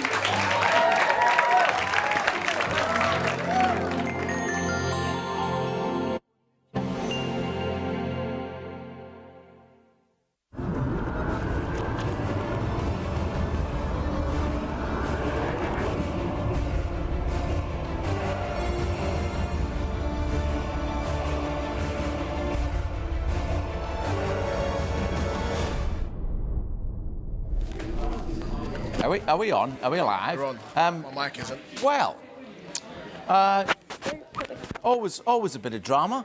So I do have to start with two apologies. First of all, we did have a discussion about bylaws earlier, and the bylaws are very clear on this matter, and the returning officer is very clear on this matter, that speaking rights are confined to full members. And not just the bylaws, but there was a motion passed at the annual members meeting, I think 2 years ago, about students asking questions at question time. And what happened upstairs was somebody stood up and said that he was not a student and then continued to speak. I'm very sorry, we weren't quick enough in being able to cut that speaker where we should have. So for that, I apologise. That was a logistical problem that we will make sure that we get right second time round. The second thing is Zainab was asked to make a ruling on the spot, and as she was doing so, another student was harassing her and waving the bylaws in her face, which again is not acceptable. You know, the union chair is a part-time position, is a full-time student, and should be allowed the space to make those decisions. Again, I think it's clear that in future years we probably need some further support for that. But a very interesting debate and an interesting turn of events. What it shows is that this is a students' union in which students are in charge. And it was certainly a debate that delivered. It probably do you know what? I don't know where to start. I mean, at one point we all left and ran upstairs. What, Paul? I mean, you found the whole thing quite funny, really. Well, it was certainly a very exciting end to the debate. Yes. Absolutely. These things happen.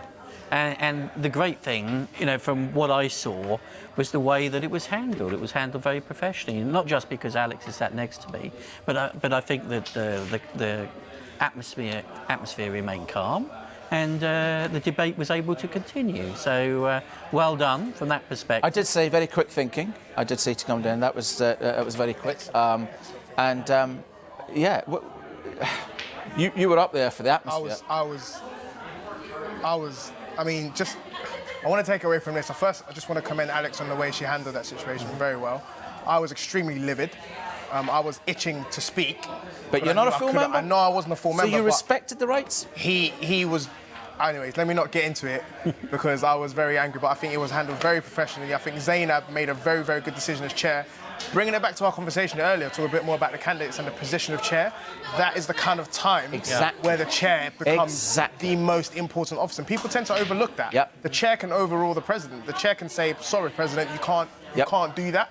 And that was a perfect example of how it was. So, if anything to the guy, thank you for showing us what the chair can do, because that's going to help people make their vote later on. In terms of the actual candidates, bringing it back to that discussion, I think, again, it got quite fiery.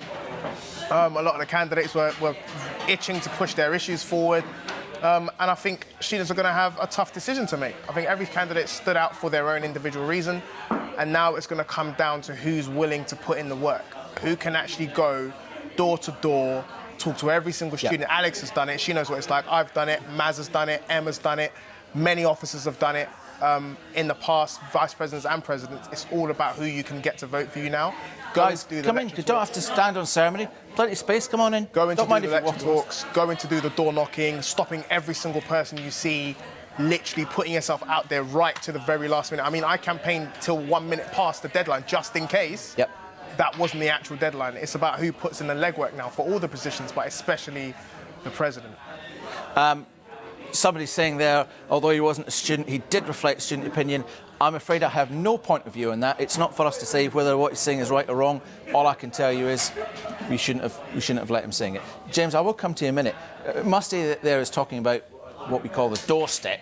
Does that really matter in the real world? Everybody talks about the doorstep. I know here it's very important. The more people you get to vote, the more it works. But does that actually ring true in the outside world? No. Oh, right, OK. No. Obviously, in a microclimate, then it matters more. But no, the bigger the area, the bigger the opportunity in terms of voting, etc., the less important it is, in my opinion. OK. James. It's all been such a whirl. I've no idea what we discussed there. Well, at the beginning of the debate, I said as a neutral I was hoping to see a total car crash.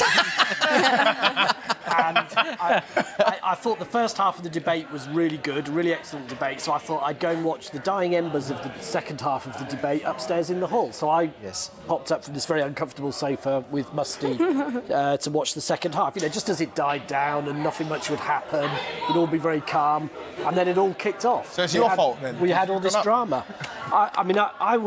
It was a bear pit atmosphere, it was an electric atmosphere, so you were seeing student politics, red in tooth and claw. I thought the comments I made earlier about respecting the courtesy of the debate that we have and managing our disagreements courteously. This isn't a formal view, but my personal view was it wasn't conducted as courteously as it should have been. I don't think Alex was treated with the courtesy she deserved, and I personally don't think she was being biased in her chairing. I think she brought a different perspective to the chair, but it was an interesting perspective. Having the incumbent chairing the next generation of presidents is entirely appropriate in my view, challenging. And in case anybody's still watching this at this time of the night, it's 10 to midnight, just to explain how this happens. It doesn't happen overnight. The elections are planned over about 6 months, and there is a working group made up of staff, officers, students, volunteers, and there's loads of ideas that are thrown around. Part of the problem, and I've fallen foul of this myself, is that every year the audience at home and upstairs are looking for something, you know, with a bit more punch and a bit different. And this year we had the videos with university management, and then, you know, some a little bit different. Alex came in. So it's not something that's just made up on the hoof. And stand for election, be a part of the democracy committee, and you too can discuss the elections. Alex, you were up there, you were getting. Do you feel that you were getting answers to your questions before you stopped asking questions? I think so. I think that I tried to press a little bit. I was trying to be quite careful and trying not to come across as biased. Clearly that didn't work, but I felt that they were giving some good answers. I think there were some questions I did want to push, but obviously I didn't get that chance, which is, I respect that. Yeah. I respect that. We tried it, it didn't work. No offence was intended to anyone, so anyone watching at home who were affected by the decision that we took as a students' union for me to be chair, there was no offence intended whatsoever. We tried it. I gave Zainab the opportunity as union chair to make the ruling. She did. I left the stage. Well, we've got some people. We've got some people around here. I'm going to ask the great public what's going on. Hang on, let's see what's happening here on Twitter. Alan apologised. I just did. How many times do you want me to do that? Right. Let's see, who have we got round here? No, you're already... Come and take a seat, You're a candidate already. Yeah. You were watching the debate up there tonight. Yes. How was it... Can I ask what year you're in? Yeah, I'm in my second year. You're in your second year. So you saw last year's debate, and this is the second time you've done it. How was it for you? It was definitely a very interesting experience. I'll be honest, I didn't sit in all 3 of the live debates last year. But no, it was good to see a lot of passion and fire from a lot of the individuals, especially in the audience as well. You can really show that the people in the audience actually care about the audience was absolutely electric tonight, and I suppose perhaps part of it was the polarised crowd, supporters from all candidates. I mean, you've been up there as a candidate and you've seen it. Do you think there's another way that this should be done, or is this what it's all about? Getting people inspired, getting people angry? Well, in politics, there are hustings, so I do believe that candidates should be able to have that time to be able to make themselves known and get their opinions challenged. Great. Got a comment? Or you? Sorry. So do you want me to say? Come right here. So I thought it was definitely a very inspiring debate, and there's a fight happening over there. And so to see especially candidates which criticized the union and how it was happening in the previous year was definitely something that doesn't happen often. And it was interesting to see that, because I think that by criticizing you can bring about change and progress. Well, many people using the union website may disagree with you on that point, but never mind. It's very good that we're able to have these kind of conversations, you know, in the open, and people can, you know, say what they think and get the answers they want. Can I ask what year you're in? I'm 4th year. You're finally, so you've seen quite a few student union elections. Yes, I've seen different. Do you know who you're going to be voting for now? I'm still thinking about it, but I will reread the manifestos again. And you think the events helped? Yes, definitely, most certainly. You can see candidates expressing their opinion strongly and powerfully, and that may change anything you may think about them. That's fantastic. I think what's left to do now, sorry, I'm wandering back now, I'll turn this off. Hello, you should talk. I promised that we would start the voting after the present election. Yeah, I did want to mention that. I didn't get to do that. Alex should press the button like I did last year. Alex might press the biased vote somebody else button. Oh! Come on, let me just fire him.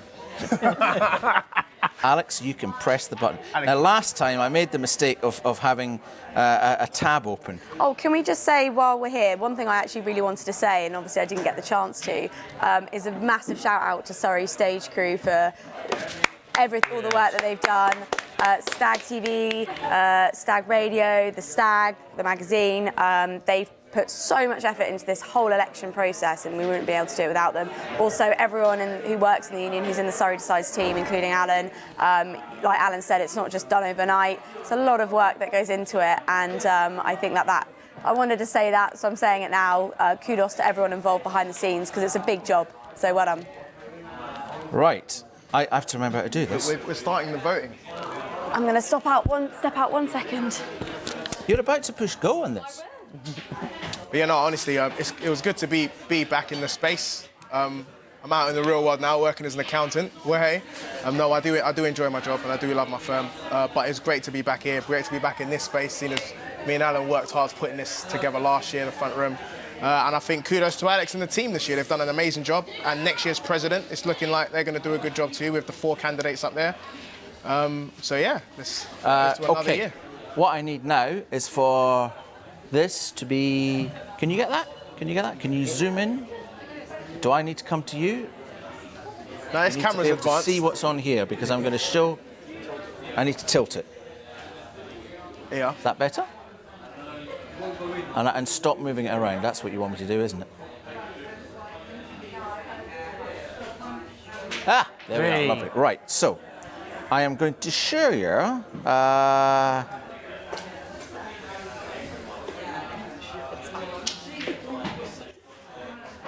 I pressing something? Or? Wait a minute. Yeah, man, you do you the are honours. pressing it in a minute. There we are. So they're all the elections are set out there, running from president down to NUS delegation, and there's a consultation there. Do you agree with the union strategy? That is in your election mail out. So there's a button there. Put event live. Alex, if you push that. Oh. Oh, now it really wants you to confirm. Okay. Status pending. One moment, please. One moment, please. This isn't running on the union website, incidentally. This is... there we are. In progress. So voting is now open. Now, I do warn you, what happened this time last year is you all gave it the hug of death and did it at the same time, and so it kind of fell over. But if it does do that, it's a bit like a sort of a stroppy emo teenager. It's just having a moment in its room listening to some Nirvana, and it will come back. We've got some more public. I am just going to ask a few more people what we've got. Do you mind? I'm saying good night, Alan, by the way. Paul, so, it's thank been you a very pleasure. much indeed. Thank you very much. I'm sorry we've kept you so long. You stay? I'm staying, man. I'm Good. here. Fine. Right. Hi. Hi. The public. How was it for you?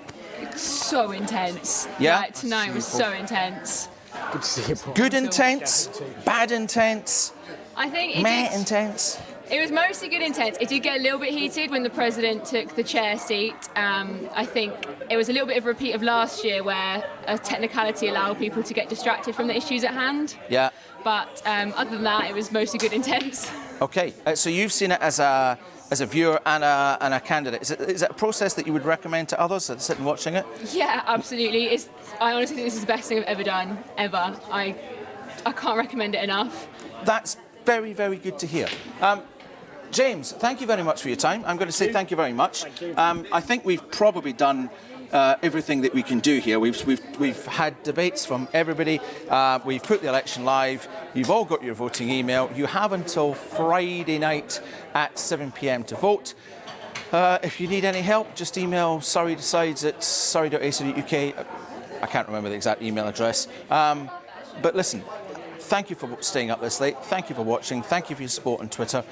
Have a very good night. Good night. Oh.